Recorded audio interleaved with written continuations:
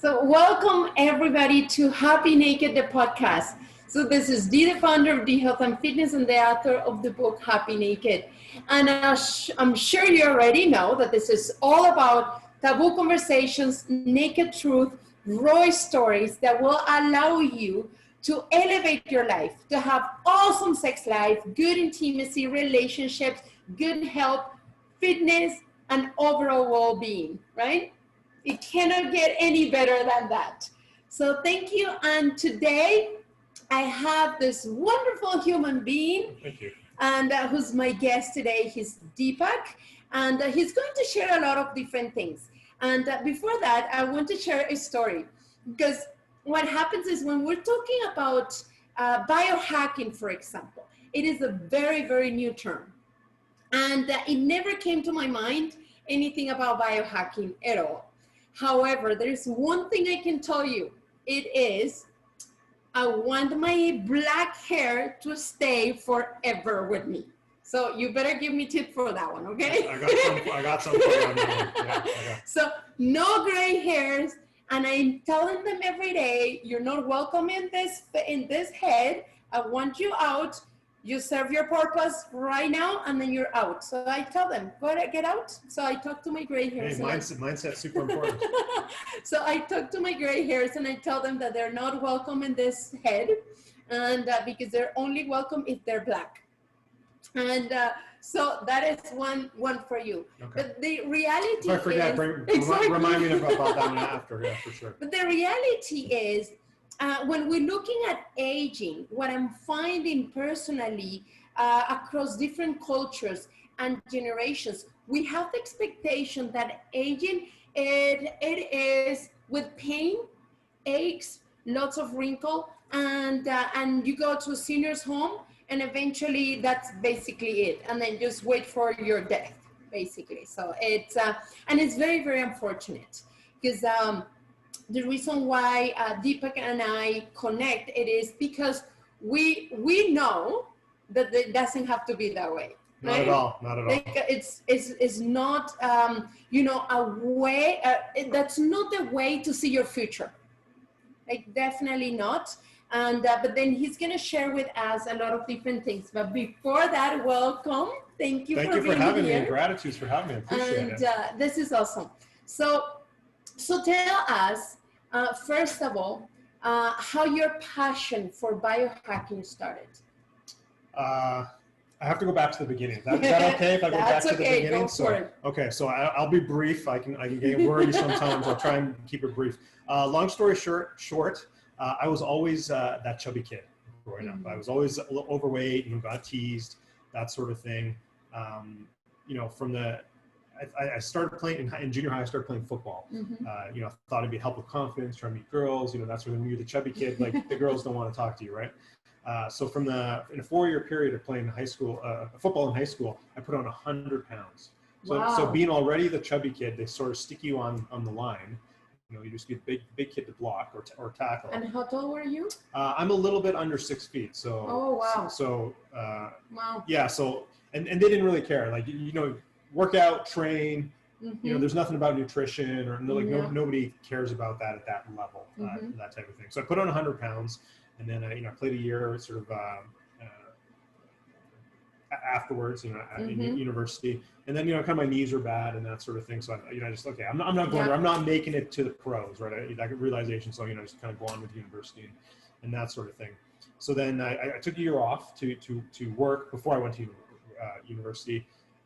Just to earn some money, and you're just going out with your buddies, you're going out for drinks, and wings 3 times a week, and just eating like crap, going to the bar, pizza afterwards, and so then I finally one day I just kind of like I just got on the scale, and I was like 270 pounds. Whoa! So at my height, that's morbidly obese. That'd be classified as morbidly obese. I was 18 years old, morbidly obese. And you're tall, so basically.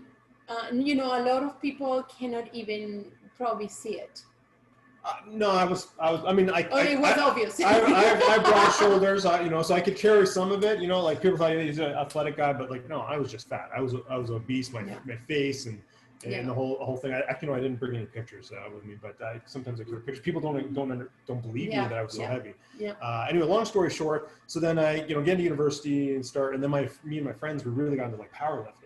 Oh wow! Right, so we started doing that, and sort of it was like kind of a mishmash of powerlifting and like sort of bodybuilding. Right, it was like kind of like incongruent with each other. But long story short, I got really really strong, but I was still a big fat guy.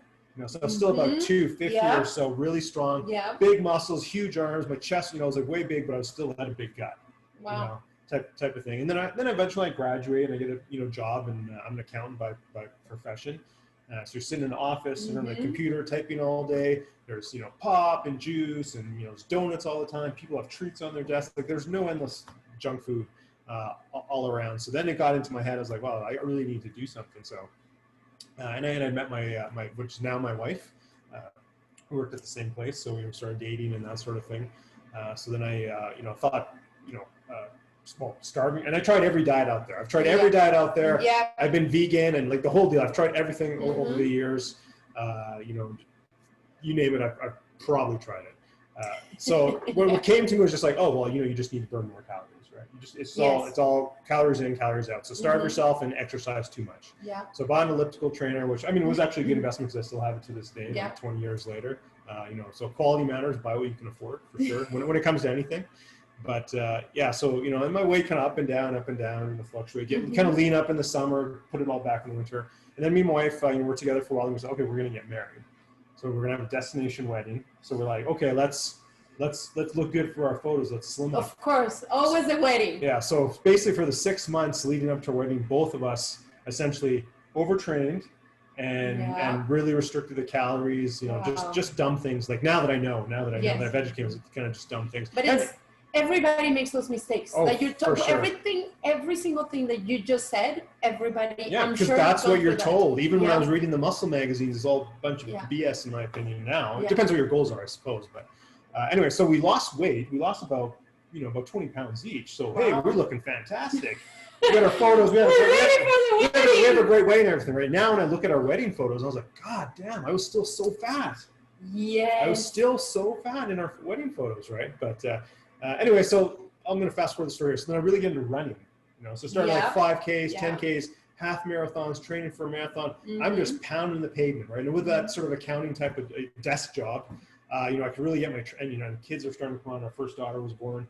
The only time I had to train, I could do a little bit in an hour a day, hour and a half maybe, but it really was the weekend. So I'm pounding 16K on Saturday, 18K on Sunday, rest of the week, doing over and over and over again. And I'm actually doing, for my age, I'm kind of an age grouper at this time, like my late 30s at this time. I'm doing okay. In the smaller races, I'm placing.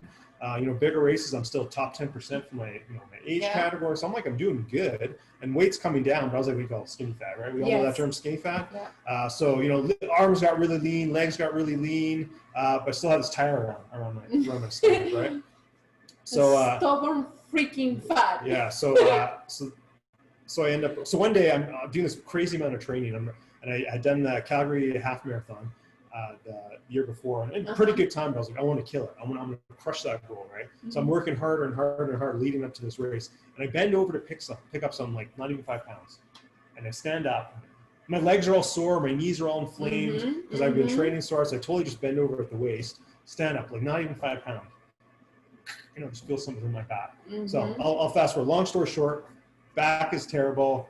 I don't know what's going on. I got terrible medical advice for like a year. Started doing physio, chiro. They're trying everything. Got temporary relief, but nothing's really happening. So I had no flexion in my back, so I couldn't bend over. So I couldn't tie my shoes. Couldn't put on my socks. And were you recently married, or no? Your daughter was born. Yeah, my older. So actually, good segue. I was just about to get to it. So I couldn't do it. I couldn't run anymore. So I couldn't do this race. I had to drop out of the race. And you couldn't fuck your wife. I couldn't. Couldn't do that. Couldn't do that either. Just your fingers, maybe. Yeah. Good. Couldn't golf. Right. Yeah. Couldn't tie my shoes. Couldn't put on my socks, etc. But the real impetus, and it's probably my low point. And in hindsight, I didn't realize it. I didn't realize at the time, but in hindsight now, I actually had depression. Yes. Right? Yeah. So the low point was my younger daughter, who's like a baby at the time. She's like less than 1. I couldn't even pick her up out of her crib. Yeah. I'd have to sit in the chair, very gingerly sit in the chair, put my arms out. My wife would put her down in my arms, and I could play with her and goo goo goo and all that stuff. But I couldn't even sit up.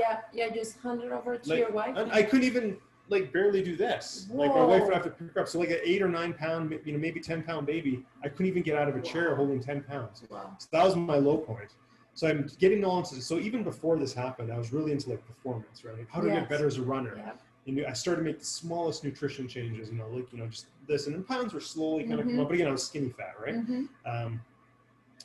And then, so that I really got into it, and I'm already following people and doing research. So, so I was like, okay, to take that focus from how to become a faster, better, leaner runner to like, how do I heal my back? I started doing all this stuff. And eventually, in the medical system, and I don't want to dwell on this, but they did nothing for me, right? They wasted, 18 months, 2 years of my health, being passed around, misdiagnosis, taking all kinds of shots. They're not the wrong thing. Finally, I paid out of my own pocket to get my MRI done.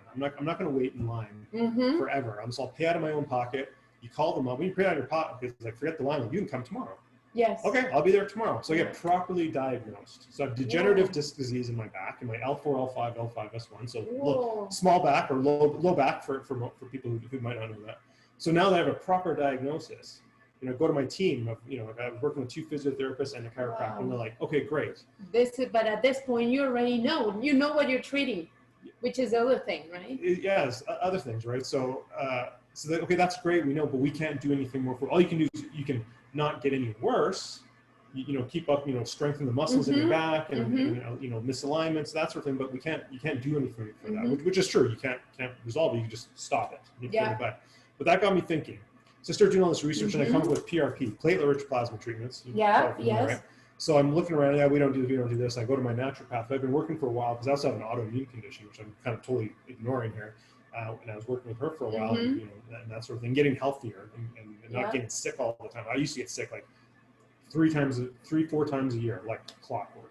Wow. You make all these I'll go to that for a second. Make all these gains, all these performance enhancements. Then you get so sick you can't even move for like 6-8 weeks, and you feel better finally. Yeah. And then you're like, you take 2 steps forward and you take like 2 steps back, 2 steps forward, 2 steps back, getting sick all. So I started working with her anyway. A little bit before I hurt my back. So, and she said, we don't do that in this clinic, but here's my recommendation. This is where I send my clients or who need PRP. So, and it's the funny thing when you like put it out there in the universe, like, hey, has anyone done this? Like, I'm thinking of doing PRP. All of a sudden, all these people, all my friends, then everybody knows. Coworkers come over. Oh yeah, my wife had it done. I was like, why didn't anybody mention this when I was like in pain and I couldn't move around? Like, how about nobody said PRP? Anyway, long story short, I go see the doctor, and he's like, okay, yeah. I'll be straight up honest with you. Low back is very tricky. It might take 4 times. Wow. 4 treatments, and it's like a 4 to 6 week treatment. So just as they hit you, they cause inflammation. As you heal, you get better, and then you do it again, sort of in a cycle. And it's not inexpensive, and you're paying out of my pocket, right? So I was like, okay, I'm going to stretch it to 6 weeks because I need to spread the costs out a little bit. So and the whole time I'm seeing minor improvements a little bit, right? Basically, how far I could bend at the waist was kind of my gauge of how my back back was feeling. Were you in pain? It was manageable. Okay. Yeah, it was, and I stopped doing running. I wasn't running. I put on a little bit of weight back on, etc. So then I started doing this research, and I come across just like the whole theory of inflammation, and especially how much inflammation you get from your diet, which was a little bit I had sort of heard before because I'd already made some small dietary changes. I started cutting out sugar and that sort of things. But I was like, man, interesting.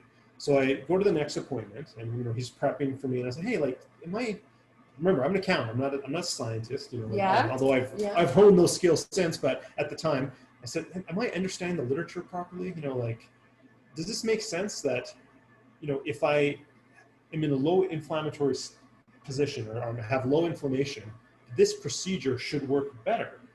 Yes. Right? Like, even though you're injecting that site, he's injecting it the low back. If you have inflammation in your shoulder or your gut or whatever, it's gonna spread around. But if you have no inflammation for it to go, it'll stay where it needs to be. Like, am I understanding this right? And he's like, oh no, you totally understand that. You got that. You got this. So he must have read the expression on my face, because I was about to be like, we can swear on this, right? Yeah, you can. Yeah, I was about like, what the fuck? Why didn't you tell me this before we started the first one? I'm here doing my 3rd one, right? Yeah. And he before I could like just get at him, he's like, oh no, I have to apologize. I should have mentioned, but to be quite honest, people will not change their lifestyle. People will Yes. not change their diet. Yeah. It doesn't matter what. I was like, Yeah. no, you don't understand. I'm not golfing. I'm not running. I can't even pick up my daughter. Yes. I can't tie my shoes. Yeah. I'm going to do it. So that day, it was like cold turkey. I just went and started eating clean. Now, that's modified over time, yeah. and we can talk about that later if we have time. But so I ate clean for like 2 weeks after the procedure. And I'm like, okay, I think I felt a little Whoa. better. Okay. And then you kind of go back to your normal habits for 2 weeks. Yes. And then you're like, oh, I'm not where I want. I'm going to do another procedure. Okay, that's coming up in 2 weeks. Geez, I better eat clean for the leading up to the procedure. So I go on this cycle for a while. Then it kind of finally dawned on me. I was like, why am I doing those 2 weeks in between of going back to normal? Yes. Just eat clean. So I have to do another. So long story. I did 8.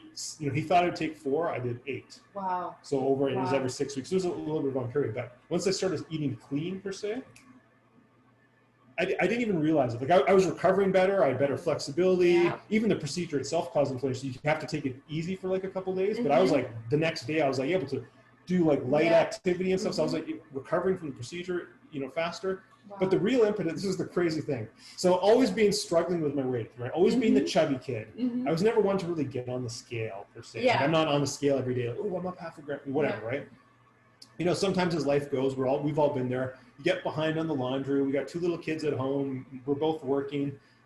So like, I have no clean, dress pants to work, right? So like, grab a pair out of the back, the back of the closet. They're not the tier 1 pants, right? Yeah, exactly. They're like the old ones. So I put them on, and I'm like, what? And I was like, honey, I called my wife. I was like, I think I might have lost some weight. Like these pants are really big. You guys can't see I'm trying to pull you pull your pants out. And she's like, what are you, an idiot? Of course you've lost weight. And I was like, what? So you can see it in your face. Your face is all slimmer and everything. Yeah. I was like, really? So I like, where's the scale? Blow the dust off. It hasn't been used. Step on it. I was like, holy crap. So basically in 6 months, I've started eating clean consistently. Yes. I lost 40 pounds of fat. Yep. And you're going to say, how do you know it was fat? No, you lost muscle mass. So this is how I know it was fat. Yeah. Because being all about performance, yeah. I did, the electrical body impedance testing. So how much is your muscle mass, organ weight, water weight, all that sort of stuff. I had done that recently. Even after I hurt my back, I had it scheduled. I was like, okay, let's see where I'm at. Because I was like to compare myself, and it's kind of a good lead into anti-aging and that sort of thing too. But I'm like, so I rush out, book like an appointment at the same place, go right away and get it done. So muscle mass, same. Water weight's not going to change. Bone density, that's not going to change in such a short period of time. The only variable difference was fat. That's how I know it was 40 pounds of fat in 6 months approximately, just by changing my diet. Yes. Remember, yeah. for those people who don't believe, I couldn't do exercise. I could walk around, but I wasn't running anymore and all that stuff. So long story short, I got to the point where I could actually get back into running at a much less weight, which improved my times. Yes. I did a couple 5 and 10Ks just to set new personal bests. But then that dawned on me that, it's still hard. It's taxing on your body running, right? So I basically have retired from that now unless I'm helping a client or pacing one of my kids or something like that because it's hard on my body. I do have other passions now. So that's kind of my story. That's what brought me. Your original question. Let me get back to your original question. So when you've been sick like your whole life, I used to get chronic bronchitis, and then I mentioned I was constantly sick as I was an adult. Always overweight, you just kind of average, mulling life, and you just have, like we said at the beginning, like, hey, if I can make it to 70, or my grandparents died at 75, if I can make it to that, like, hey, I had a great life, whatever. You don't even know the possibilities out there. Once I did all the research and came out the other side, it's like, why am I limiting myself? So when I started the research, I'm like, there is absolutely no reason you can't be a centenarian plus.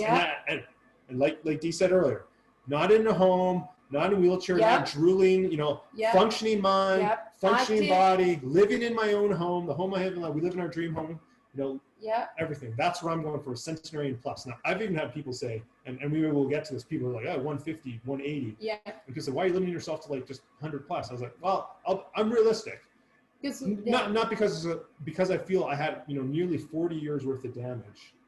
Of inflammation and maybe structural stuff and stuff. So I'm hedging my bets. If I was like my kids now and the way they eat and everything, there's no reason they can't do 150, 180, maybe 200 by the time technology. So, but what we're looking at, the average of our lifespan, it's actually increasing to 120, and that probably not the two of us, because we're still on the 86 is the lifespan. But we're looking at 120. Well, so a couple things here. So there's lifespan and there's health span. Yes, I don't care agree about with you. lifespan. Yeah. I care about health span. Because there's a lot of people who can live another Yeah. 15, 20 years with no quality of life. I'm not going for that. I'm going for quality of life right till the end. Maybe the last couple of days, terrible, and before I croak, that's fine. I'm done. It's health span. Yeah, no, We already know we can do 120. Yeah. It's not a lot, but people are doing 120. Technology and what we're learning every day, 150 is not the question. That's very conservative, 150, 180. What, if we can't in the next, like I'm 43, right? So by the time I'm 160 years, let's call it this round, 60 years. If in 60 years, if we can't double with the new technology, 180 should be achievable. The kids being born, not grown, excuse me, being born now should easily hit 120. Yeah. Assuming, I mean, and this is a whole notch, we don't destroy the environment and blah, blah, blah, and all this. That's very important as well. But yeah, but so I'm going 100 plus. That's my goal. Yeah, and that's a big deal. So, well, that's a funny story because definitely, you made a choice because of pain, which is a very, very common reason why people start making life changes. And in my case, I basically, I'm a hippie. My dream, and this is, everybody's gonna laugh about this, when I was little, I want to be part of the Greenpeace. And my dream was, being in Venezuela, I'll move to Canada, and then I will be Greenpeace and all that kind of stuff, and I will save the planet. And that's been my motivation. That's how the reason why I started making lifestyle changes, it is because I wanted to make better choices that it will support, because there's an interaction, we're an ecosystem. And and everything that we do creates an impact on our ecosystem. And of course, right now, like it goes, and we are an ecosystem ourselves. And then we also live in an ecosystem, which is, we are in Calgary. And but then that's part of the bigger ecosystem, and it keeps getting bigger and bigger, right? So for me, it was all about that. It's like, what are the things that I can do that it create a positive impact on our environment?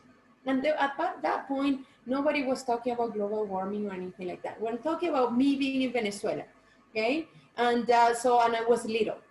So there was anybody talking about global warming at that point in time. And that's what motivated me to start making life changes. But there's very little people that make changes just out of the blue, basically, right? Like for external motivation. I find myself, and you're probably the same, either people I know or clients that I work with, they have to find their bottom.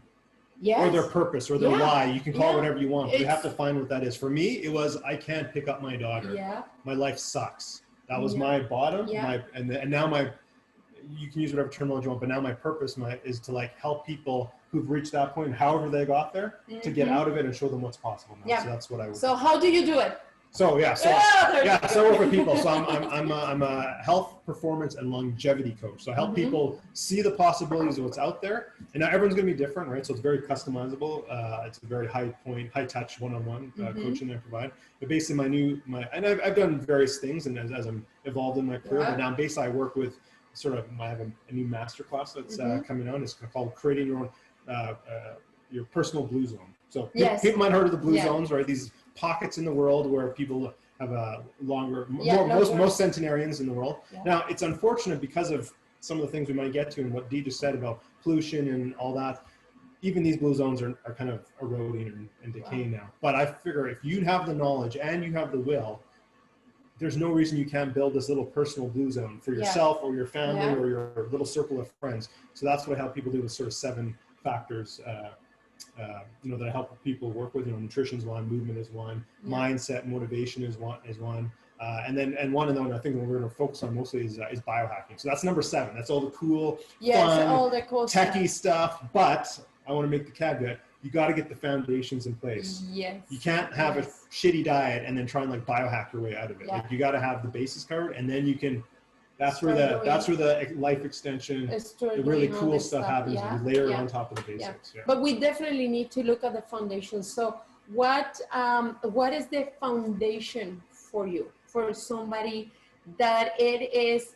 Because let's see that somebody that is listening to us is at that rock bottom, and they came out to see these two pretty faces here, and it's like, okay, one of us is prettier than the other, but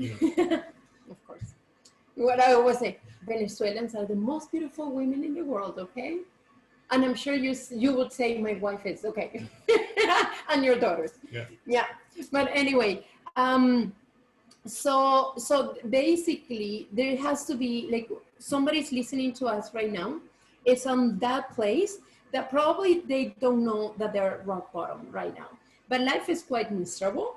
Yeah. And they're not happy with their bodies, right? They are aware because I am sure everybody that eats crap is aware that they're eating crap. Whether they say, no, no, no, it's not, I'm eating good, I'm fine, and all that kind of stuff, it's still crap, no matter what. You're so miserable, depressed, I can't sleep, unable to balance their emotions, so like very reactive in so many ways. And anxiety. And of course it shows up on your body, right? Because that's, Poor skin. it is what's all about. And then it's poor skin, nails, everything, you name it. The list goes on and on and on. You cannot digest a freaking thing, and which I went through that at some point, but it was because of medication. It screwed up my gut. Even drinking water was making me bloated. So, but then, so it goes with all those different things that we start, but it becomes normal. That's the unfortunate part. Then you used to have a dry skin. You used to have a very, very crappy sleep. So what will be, and I'm mentioning all this stuff, and if I miss something that it is important, also said, because I want everybody to listen to us and see if they're checking on all the things that I just said, because then we need to look at the foundation. Exactly. And then, so what do you think? Just briefly tell us, what are the things that are fundamental to get, is the step to get us to biohacking? Yeah, so I think, I got some couple of notes here. I don't want to miss anything, but like number one is like your mind and your motivation is what I call it, right? I'll have people come, I'll just use one example. Like, oh, I want to lose, 20 pounds or 30 pounds, like, like peel the onion back, like why? And, you finally get them going back and it's something that happened in their childhood. They want to prove something to their dad. And their weight they're carrying now is this emotional thing. It's like, well, we got to unpack that, right? We can work on that, but like, you got to work on the emotions. You got to work on the mind. Yeah. That's the biggest thing. So that's the number one thing I work on to start with, right? So that includes your relationships, your community, your sex life. That's kind of your boat. Traumas, meditation, gratitude, affirmations, all that sort of thing. Then of course is what I call glycemic variability. Smoothing it out. So that's the nutrition piece, where people aren't maybe familiar with that term. Eating real foods, eliminating all the things that cause inflammation. And that's different for everyone, right? There's no one size fits all. And that's one of my biggest pet peeves with, and I just did a post on my YouTube channel about somebody I follow and how they're just like, I'm like, oh my God, you're still talking the same old shit. Like, it's very individual. You can't put something out there that's without that. Yeah. And that includes your hormones and, ghrelin and leptin, your hunger and hunger suppression hormones, and having it all in check. Even alcohol, like, there's better choices. If you're going to drink alcohol, there's better choices than other things, and all that sort of thing. Supplements, can play a role as well. Yeah. Movement and exercise, the right dose for you. Like I overdid it. I did chronic cardio and I broke myself down. So what is the right dose for you? And I think many people overtrain. People who actually exercise overtrain. Yeah. And even if there's kind of balance, they don't take the recovery recovery, foam rolling, massage, sauna. That's all important for for that. Recovery is big. And then stress mitigation. So that's sleep. We want stress. We want hormesis, right? Yeah. The good stress, the stress that doesn't kill you, makes you stronger. But the chronic stress, the not sleeping all the time, the whatever it might be, that's what gets you. Sunlight, grounding yourself, your electrical charge, and you're really big into frequencies and that sort of blue light. Why do I have these glasses on right now? I'm trying to protect my eyes from the blue light. Yeah, and my glasses too, actually. I've got clear blue light ones. But it's the same. Yeah. It's for the same reason. Yeah, and then the next piece is air and water quality, right? Yes. A lot of people don't take water is so important. It's so important. So I fundamentally, I travel around with my own water because we have really, I'm not saying Dee's water is bad here or anything like that, but I'm just used to it. This is a habit. Yeah. I travel with my own water here. Yeah. Pollution, using plants, reducing your risk, chemical exposure. Do you need that, perfect putting lawn green in your house? If you have, grass, or not? You know, what do you put on your body, right? Our skin is our biggest organ. If you're putting shit that you wouldn't eat, why are you putting it on your skin? You know, so just making people aware of that. Yeah, what I already mentioned. And then the next one is just don't do stupid things. So, you know. Like what? Okay. Just tell me, because sometimes stupid things are fun. No, for sure. Sometimes high-risk activities are super fun. But a lot of people, you know, most people, you have to sort of calculate, and this is maybe my business mind kind of come in. You got to calculate the return on investment. Is it worth what you're going to do? What's the downside? Okay, I'm going to jump out of a plane. Okay. It's going to be super fun, but what's the downside? Okay, it might not work. It could die. Have I done the training to mitigate? Do I have a backup chute? At the very least, do I have my plan in place? You're so funny. And I'm saying you're so funny, because I will be like, oh, I want to jump out of a plane. But I jump and I'm like, oh, fuck. Now what? Well, maybe it's the conservative accounting me background or whatever, but mitigate your risks. And even that means, like, you know, if you want to use cannabis and stuff, right? Like I use medical cannabis, right? But I don't vape it and I don't smoke it, because that's terrible for my lungs, especially this time, right? Yeah. So I'll use oils, you know. So like, just what do you want and like how to mitigate the risk, right? That's basically what I mean by don't do stupid things. And there, you know, there's a lot of overlap. EMF exposure, right? I mean, unfortunately, we're in front of the camera, we're, you know, like this stuff, but you got to mitigate that damage, right? So that's number 6. And then number 7, again, those are the foundations. Number 7 is the biohacking stuff, the cool shit, the new stuff, the funky things. Some are really low expenses. Some can get really, really pricey. And and just all a bunch of different things there. And I won't get into my list now, because we'll probably talk about some of that now. So. But definitely, what are the things, when we start doing all the things that you just mentioned, okay? And what do you think will be the top 3 things that people will start feeling that tells them that they're doing the right thing? They're doing the right thing. Yes. They'll feel refreshed, number 1. So they'll sleep better.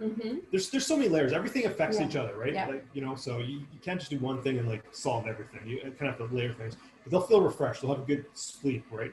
They'll you know, they won't get that brain fog at 2 p.m. I mean, that comes in sleep and also comes in nutrition as well.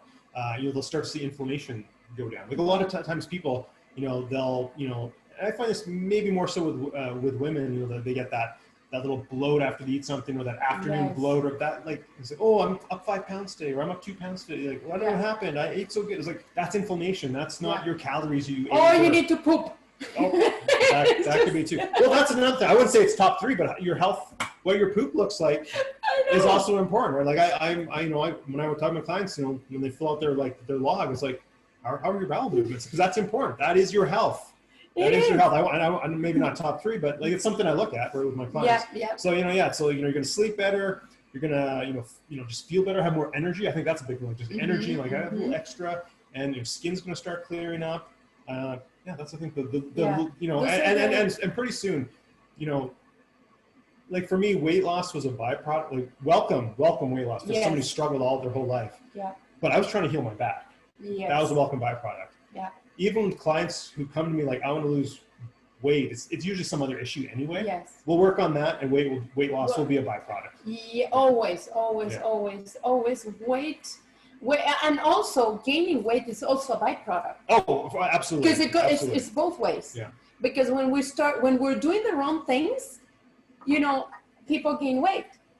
When you do the right things, you start, because it's not, and I want to make this clear as well. It is, because it's not about losing weight. It's about getting to the weight that is right for your body. Because that's another thing. We get, in our industry, it's all about weight loss. And it's not always about just losing weight for the sake of losing weight, because it doesn't mean that you're getting healthy anyway.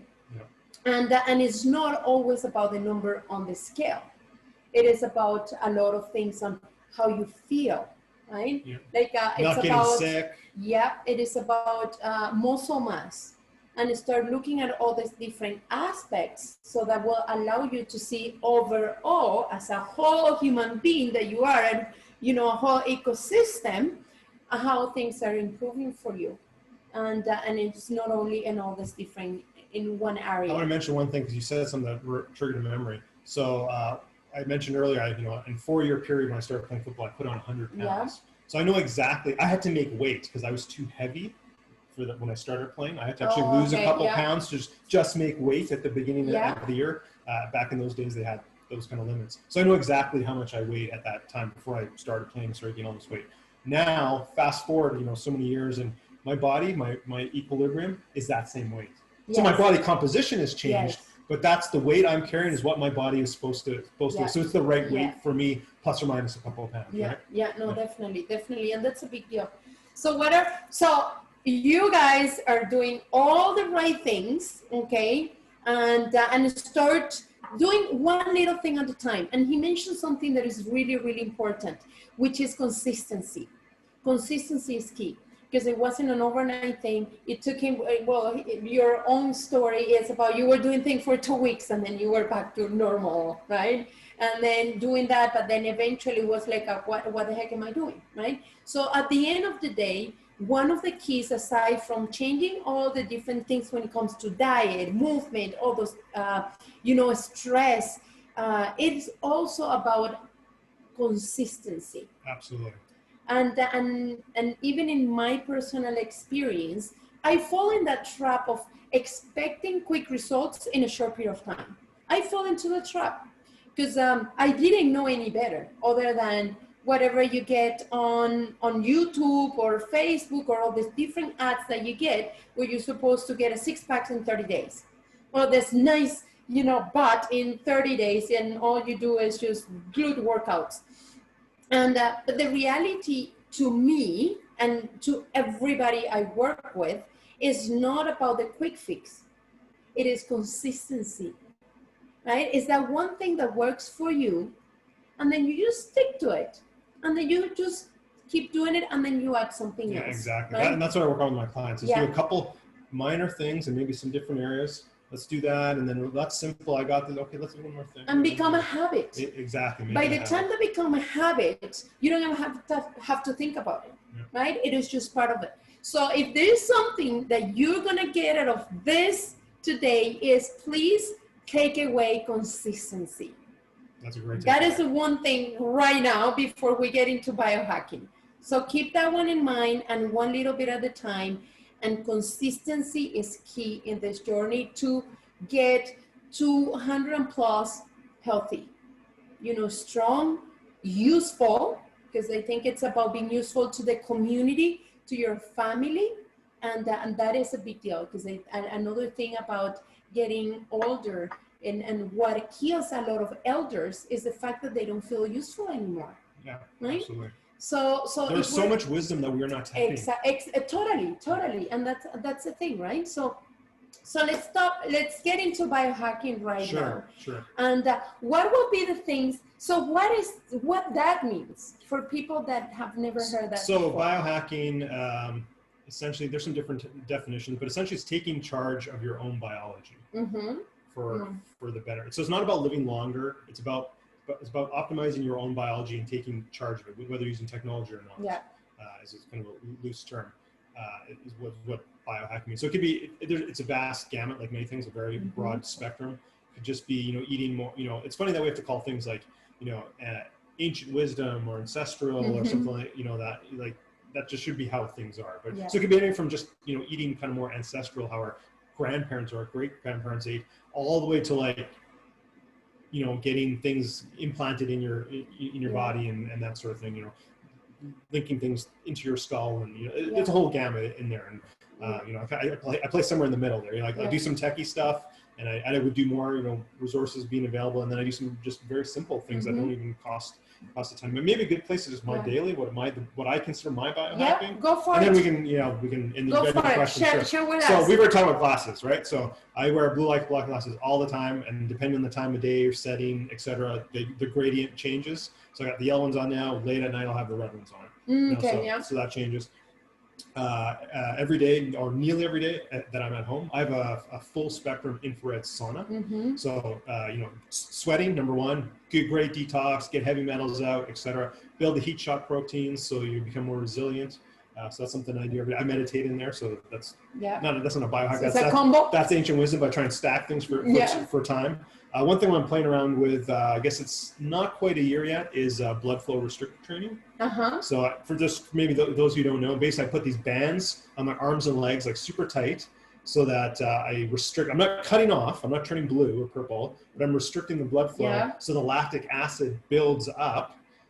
So I have to use much lighter weights than I would otherwise normally do, or less reps. But the muscle thinks, because there's so much lactic acid built up, that thinks it's working way harder than it actually is. So you can use much lesser weight, and then your body's like, what is going on? Like, release hormones, release hormones, release hormones. And then you take it off and it all floods and it's systemic and it flushes through your whole body. So I'm doing an experiment right now. So I did blood work for, various blood markers, but particularly I'm thinking testosterone is one. And then I'm going to do, when I'm done here, when things get a little bit more normal and I feel comfortable even going to the doctor, I'll get blood work done again and then see if I have a guess that my testosterone will have shot up.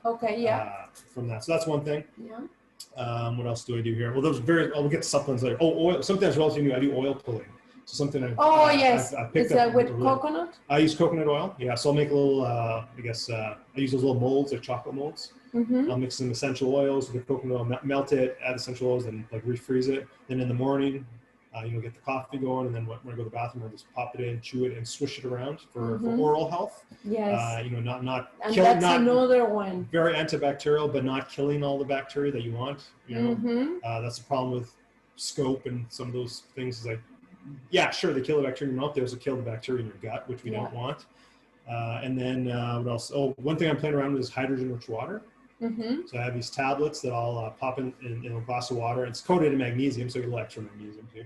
And then as the magnesium dissolves, it's just pure hydrogen. And then I drink that, like slam it fast, and I get it in.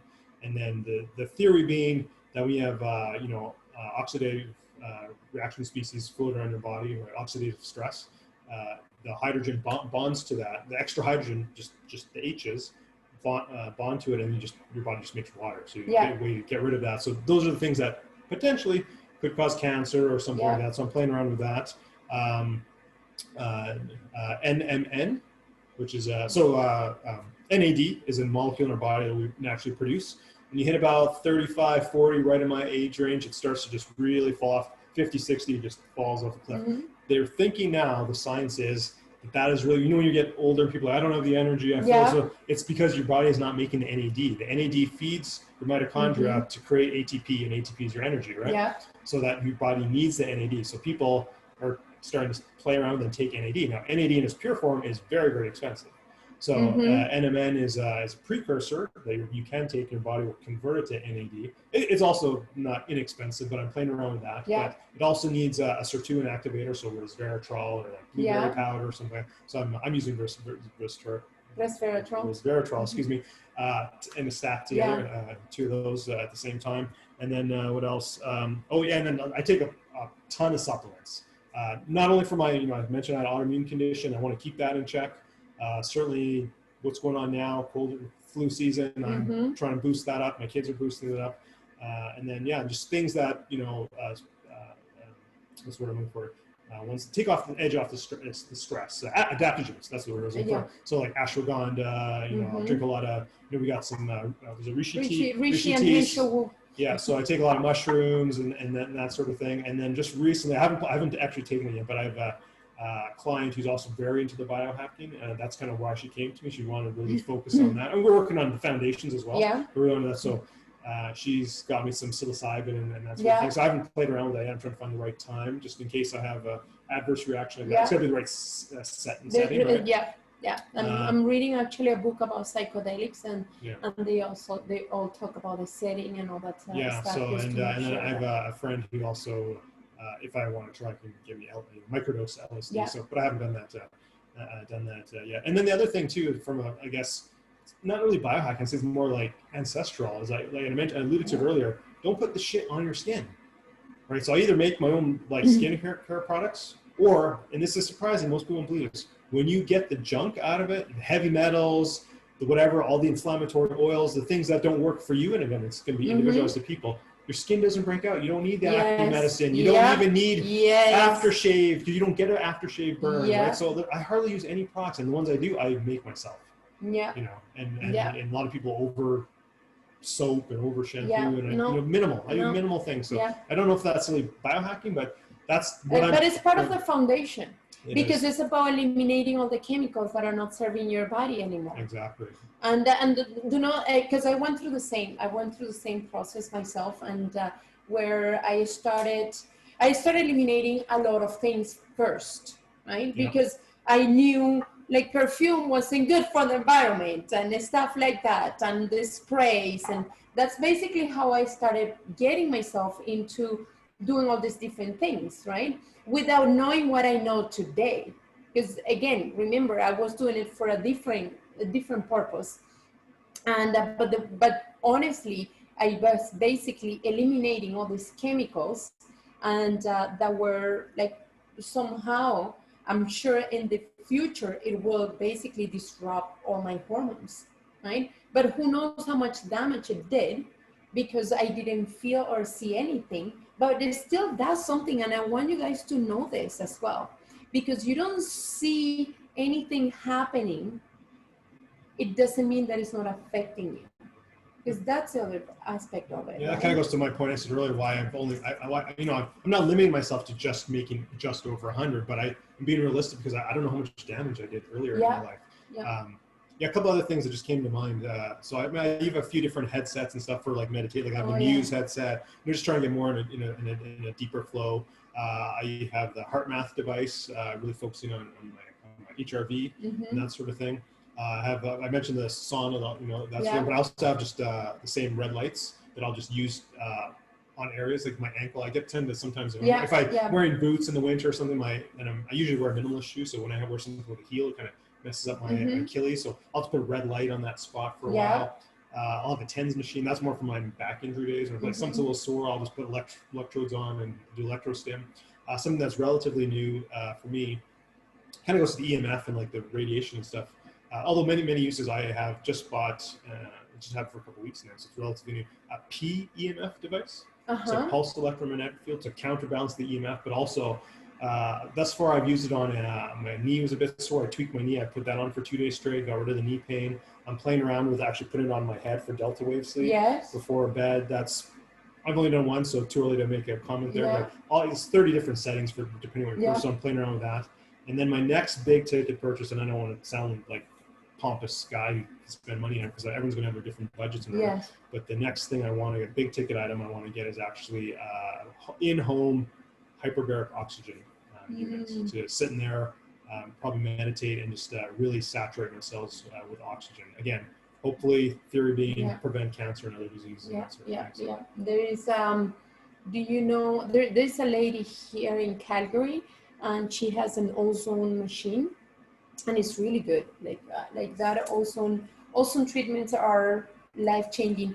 And I don't want to make a medical suggestion. None of this is medical advice. Yeah, no medical advice at all. However, for patients with cancer, ozone treatments are key. Yeah, I would. Yeah, the science is there. The science is there. Yeah. Google it. One thing I don't want to derail our conversation, but one thing that I'm really focusing on is trying to work with a couple of different people in their audiences for just letting people know, like whether you have maybe a head trauma, could be cancer, dementia type of stuff. There's treatments that are being done in other places in the world that is the standard of care. Yes. Here, where we live in Alberta, in Canada, or even, I'll just say Canada in general, pretty much. Ontario's maybe a little bit ahead of Alberta, but the standard of care, even if the doctors believe it and know about it, they can't tell you to try this because it's not the standard of care. So I'm just trying to make people aware, like, hey, go ask your oncologist this. Yeah. And even if they don't say anything about it, still do it anyway. And that's, I'm getting off topic here. And no, it's actually good, because we need to, the one thing I have been telling a lot of people, it is ask questions, challenge the system. Yes. It is as simple as that.